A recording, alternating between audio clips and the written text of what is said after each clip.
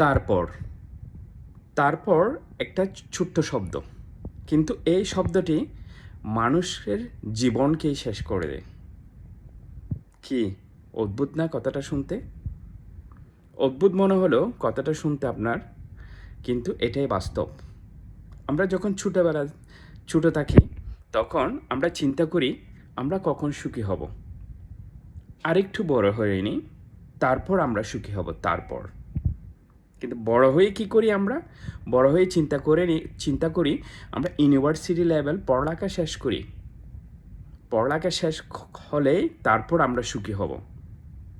এই তারপর তো পড়ালেখা শেষ করে আমরা কি করি? চাকরির জীবনে প্রবেশ করি অথবা ব্যবসায়িক জীবনে প্রবেশ করি। তখন আমরা চিন্তা করি তারপর আমরা সুখী হব। কিন্তু যখন চাকরি অথবা ব্যবসা পেয়ে যাই তখন আমরা কি করি? এখন না, আমরা বিয়ে করে সংসার করি, তারপর আমরা সুখী হব।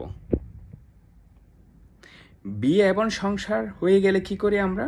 আমরা তখন আরেকটু চিন্তা করি, আরেকটু টাকা জমিয়ে নিই, তারপর আমরা সুখী হব। এই তারপর করতে করতে মানুষের জীবন একদিন শেষ হয়ে যায়, কিন্তু তারপরটা আর আসে না। মানুষ আর শান্তি বা সুখ খুঁজে পায় না। সুতরাং এই তারপরটাকে আপনার ডিকশনারি থেকে মুছে ফেলুন। আজকের জন্য বাঁচুন, তারপরের আশা করবেন না, তাহলে আপনি একদিন শান্তি খুঁজে পাবেন। ধন্যবাদ।